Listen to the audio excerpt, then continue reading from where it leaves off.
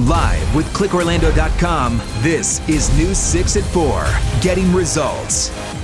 Developing off the top at 4, a break in a 2-year-old Lake County homicide investigation. A man's body found buried underneath a concrete slab and fire pit. His wife is now behind bars, the latest in minutes. First, though, tonight showers and storms are developing on the radar. Thanks for joining us. I'm Lisa Bell. I'm Ginger Gadsden. And I'm Julie Broughton. Chief Meteorologist Tom Sorrells is pinpointing what is happening right now. Take a look at what's going on radar, Julie. We've got a lot of activity to look at all of a sudden. The moisture from the tropical system, Sally, it's dying out, has finally funneled some big rain into the heart of our viewing area. Over here in Sumter County, we have rain. To Orange County, we also have some scattered showers that have finally made it in. From downtown Orlando all the way to Oak Ridge and down to the south. All the way down to the attractions. We're still dodging these scattered showers this hour. Let me zoom in tight here and look. We're talking about the area from attractions all the way up into downtown, cruising through Dr. Phillips, Oak Ridge picking up the big rain, all the way to L.B. McLeod Road and the western side of Orlando. Pine Hills getting rocked. And look, Silver Star Road also getting in on the action with the rain. Now, it's not just us. It's a whole lot of the entire country on the eastern half here picking up the rain in the last several days because of the moisture from Sally. So look at this. I'm going to put the U.S. radar on here and then zoom out if we can and give you an idea of what lies ahead for tonight into tomorrow. See how far to the north the rain has made it all the way up to the Carolinas. Big scattered showers are still out there, and all kinds of reports of heavy rain will continue into the evening tonight. If you're trying to drive on up through the North and South Carolina this evening, that is what you're going to fight. I'll be back in a few minutes to talk about your weekend forecast and finally some cooler days.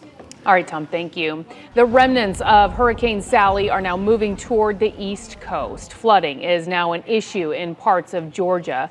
Overnight, the system knocked trees onto a home near Atlanta. The Florida National Guard and firefighters continue to rescue people in Florida's Panhandle. At least 400 people were rescued near Pensacola alone.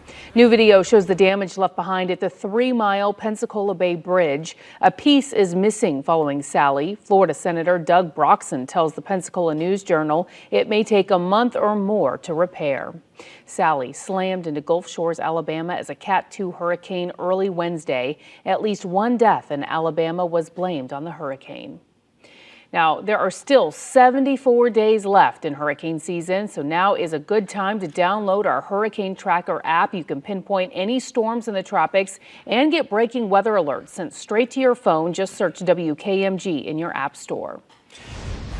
Back to our big story at 4 o'clock. After a 2-year investigation, the wife of a man whose remains were found buried in a backyard has been arrested. Those remains were found buried underneath a concrete slab and fire pit.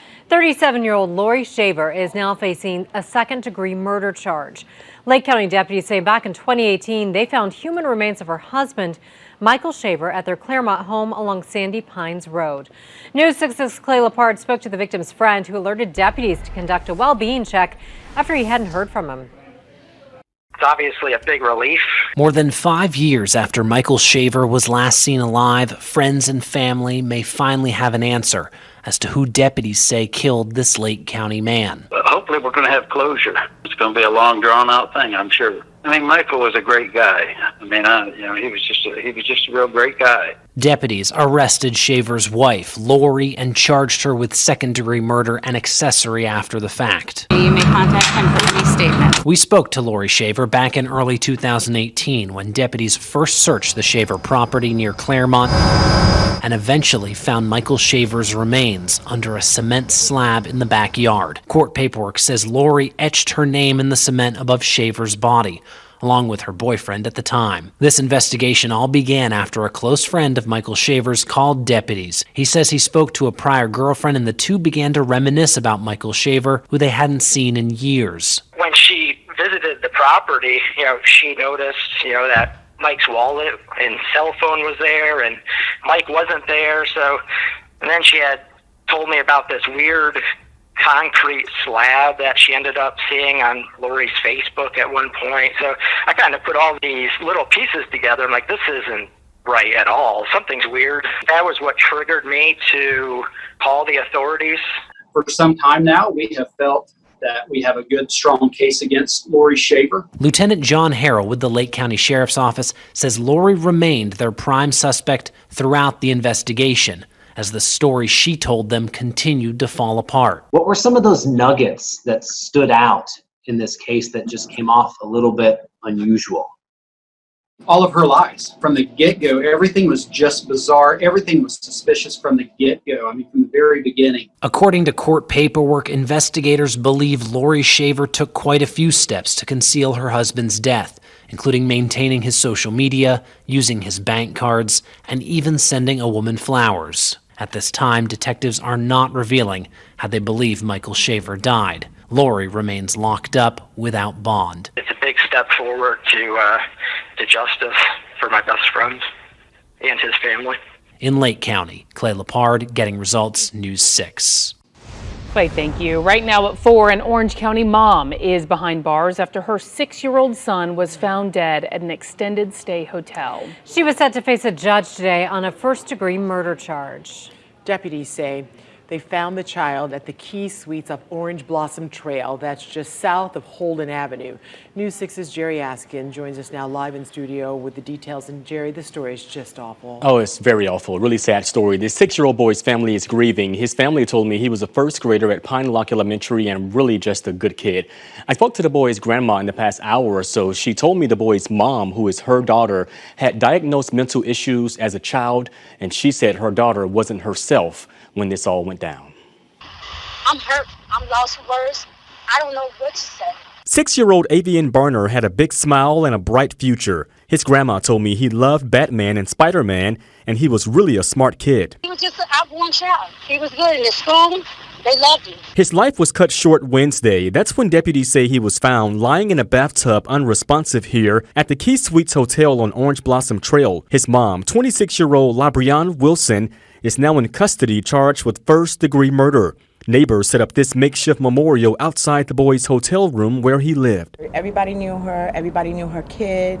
Sweet little boy. According to an arrest affidavit, Wilson took her son here across from the hotel to this lake. She went away, then came back to the lake with her son draped over her shoulder. Witnesses say she went back to the lake and was heard saying, quote, "God forgive me," end quote. Wilson's mom told me she was diagnosed with bipolar disorder and schizophrenia when she was 10 years old. She said she was getting mental help regularly, but believes she wasn't herself when the attack happened. If I would have saw this spiritual get inside her, I probably could have helped her, but I didn't see it. Yeah, very sad. Grandma told me today she wishes more could have been done for her daughter and that she knew sooner. If you want to help this 6-year-old family, his grandma has a GoFundMe account now in place trying to raise money for his funeral. You can find it at clickorlando.com. And I just spoke to that boy's dad. He's hurting too, as you can imagine. His reaction, all new at 5. Julie. Jerry, thank you. Now to the latest coronavirus facts. Today, the Department of Health reported more than 3,200 positive cases. That brings the state total to more than 674,000 since the pandemic began. More than 5 million people have been tested. 147 deaths were reported today. Across Central Florida, Polk County surpasses everyone in terms of new deaths. The county has 503. Orange County follows with 426. In about an hour, we should begin getting results back from COVID-19 tests performed on high school football players and coaches. The Orange County Public School District is requiring all of its student athletes and staff to get tested before tonight's kickoff. News 6's Lauren Cervantes is following this story for us outside the Orange County Public School District headquarters, and she has been keeping track of this for us for the past several days. She tells us that Orange County Public Schools should be releasing that information in the next coming hours. We are expecting it at 5. Lauren? OCPS says after getting the rapid test results back from Tuesday and Wednesday, there are no other positive cases other than the 5 from Evans High School reported last night. Cases that resulted in a game cancellation. That game was canceled for tonight, and we're continuing the process of rapid testing our football players, and that'll continue through this afternoon. Orange County Public Schools Chief Communications Officer Scott Howitt says rapid testing of football teams continued today on game day. The school teams being tested today, according to OCPS, are Boone, Lake Nona, Freedom, Jones, Cypress Creek, and Oak Ridge. OCPS says the entire Evans High School football team, along with coaches and trainers, are quarantining after 5 tested positive on Tuesday. We were able to cohort our players, keep them in isolation. When those tests came back, we only quarantined the football team at this time because they weren't interacting with the rest of the student body. And I think that's good for all of our students. Howitt adds the quarantine means Evans will not play next week's game either. It's going to extend through the 14 days, if that includes one game or two games. That was Lauren Cervantes reporting. Orange County Public Schools says due to a positive COVID-19 case that resulted in quarantines among Boone High School's girls JV volleyball team, they have canceled the volleyball game tonight between Boone and Colonial. Well, SpaceX scrubbed its latest rocket launch today. What the company is blaming and when it hopes to try again. Plus, Attorney General William Barr is under fire tonight after a series of eye-opening statements. He compared COVID-19 lockdowns during the pandemic to slavery. And that's not all. The latest next. You're watching News 6 at 4, Getting Results. We will be right back. And during the break, we are streaming live on Facebook. Search Lisa Bell News on Facebook right now. Brought to you by Advent Health, where nothing is more important than you. Live with Ginger Gadsden, Lisa Bell, Julie Broughton. Weather with Chief Meteorologist Tom Sorrells and Meteorologist Candace Campos. This is News 6 at 4, Getting Results. Now at 4, Attorney General William Barr is under fire for a series of eye-opening statements he made at a forum last night in Virginia. He lashed out at the Justice Department, and he even brought up slavery in the context of the COVID-19 pandemic. Catherine Herridge reports from Washington. Putting a national lockdown, stay-at-home orders is like house arrest. At a conservative Constitution Day event in Virginia last night, Attorney General Bill Barr said this of quarantining nationwide.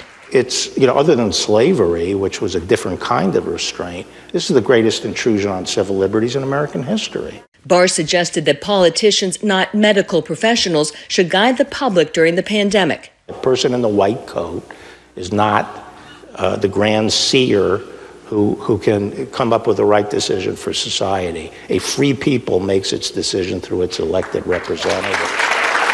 In the wide-ranging discussion, Barr also criticized the Black Lives Matter movement. The proposition, who can quarrel with the proposition Black Lives Matter, but they're not interested in black lives. They're interested in props. A small number of blacks who were killed by police during conflict with police, usually less than a dozen a year, who they can use as props to achieve a much broader political agenda. But the data shows that 250 black people were killed by police last year alone. Black people are more than 3 times more likely to be killed during a police encounter than white people. The Attorney General also seemed to take aim at some of his own people. Our prosecutors have all too often inserted themselves into the political process based on the flimsiest of legal theories. Barr criticized his prosecutors for political headhunting and defended criticism that he ever interfered in cases involving close associates of the president, like Roger Stone and Michael Flynn. Last night, Barr once again defended himself, saying he has never interfered on President Trump's behalf. Hurricane season in Florida is posing some issues for the Space Coast. Today, SpaceX was set to launch the 13th round of Starlink satellites, but the effects of Hurricane Sally, well, they got in the way. SpaceX plans to try again tomorrow afternoon at 1:57, but the weather could be an issue yet again. Chances drop to 40% for favorable launch weather for tomorrow's liftoff. All right, Chief Meteorologist Tom Sorrells is standing by. We are sick and tired of Sally. She has just ruined too many things now, Tom. Get Sally. Sweet little name. Isn't that Charlie Brown's little yes. sister? No, Sally. It's Charlie Brown's little sister, right? I think so. Lucy's his nemesis. Sally's his sister. Okay, yeah. I'm talking about stuff you don't care Goodbye, about. Sally. Yeah, goodbye, Sally. See you on down the road. Still raining up here from Jacksonville all the way down to Lakeside, Palm Coast. You're dry. Daytona Beach. You've had some rain just off the coast in the last 45 minutes or so. Pouring rain from Altamont Springs into Winter Park. Let's go check it out. Downtown Orlando, there you go, from Winter Park all the way into the heart of the city. We're getting rain right now. Here's Conway, here's Edgewood, Oak Ridge getting rain. Dr. Phillips is kind of on over to the east of you now, kind of jogging this way at about 15 to 20 miles per hour. So today, these are moving on quick enough that I don't think we end up with too many flood warnings or puddling and ponding that will wash you away. Here's Western Way, here's World Drive. And you see the Epcot Center Drive here. So it's on top of Disney World right now and will be for another 15 or 20 minutes before it races on over to the east. Back out to the west through Sumter County, you guys have some rocking showers going on as well. Not a whole lot of lightning associated with this, but we do have a lot of pouring rain, and there is one lightning strike right there south of Webster.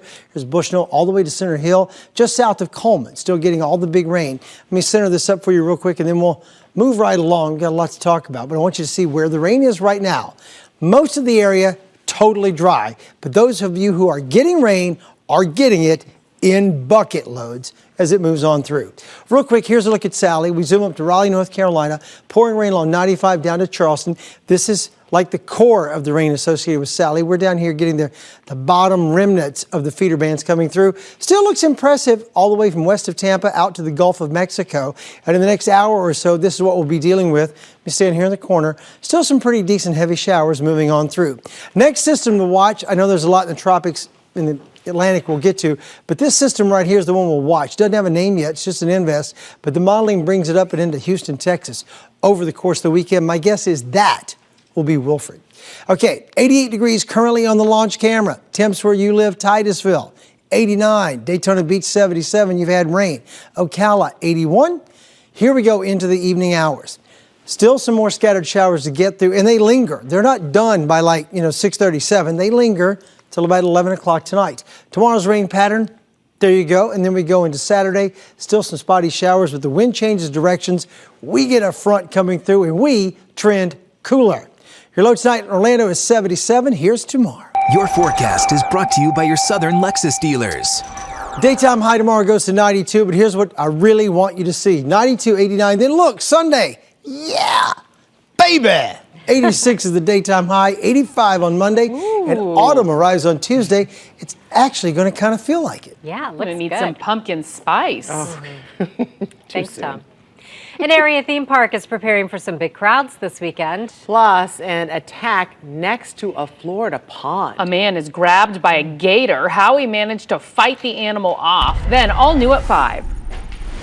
It's been almost 4 months since a police officer killed George Floyd, and law enforcement officers are still killing black people at disproportionate numbers, according to data from the Washington Post. We have seen the protests, but how are law enforcement agencies in Central Florida responding? Tonight, News 6 goes behind the scenes of law enforcement training for answers. We found de-escalation is the hot topic. De-escalation is really become part of the narrative across the country, and for good reason. I'm investigator Lewis Bold, and I'll take you inside the training tonight at 5. A South Florida man has a story after a 9-foot gator attacked him Sunday as he was walking his dog. I can feel the pressure. He's clamping down. And as he had my leg clamped, I could feel that he was going to start doing his roll. Oh, goodness. 61-year-old Mark Johnson managed to get that gator off his leg after using his bare hands. He says he punched the gator in the eyes. Johnson, who lives in Port St. Lucie, went to the hospital with bite marks to his leg. Florida Fish and Wildlife said trappers caught the gator overnight. Officials say attacks are rare, but 23 people have been killed in these types of attacks. Universal Orlando is preparing for some big Halloween crowds this weekend. Sky 6 was up over the park. The theme park is opening 2 haunted houses that were going to be a part of the canceled Halloween Horror Nights. A limited number of people will be allowed inside. We could see lots of lines set up. It's people appearing to measure out some social distancing markers there. At the nearby Islands of Adventure, construction continues on the unannounced Jurassic Park roller coaster. We could see some dinosaur statues inside the ride. Read more about this coaster and Halloween Horror Nights at clickorlando.com/theme parks. And speaking of dinosaurs, you can get an entire T-Rex skeleton for your very own living room. One is going up for auction in New York. Stan the T-Rex is going up on the auction block. The auction house Christie's put the bones up for display yesterday in Midtown Manhattan. He cost $8 million. Stan was discovered in the Midwest back in 1987 by a paleontologist named Stan. The 67-million-year-old skeleton will remain up for display for a few more weeks before the auction begins on October 6th. You'd have to have a pretty spacious living room for that. An open foyer, I would imagine. At least. Yeah, yes, very with tall handsome. ceilings. Coming up on News 6 at 4:30, more holiday events are getting canceled months in advance. The popular event that will not be happening this year. Also, local health leaders addressing COVID-19 in the classroom, what they have to say about how schools are handling the pandemic.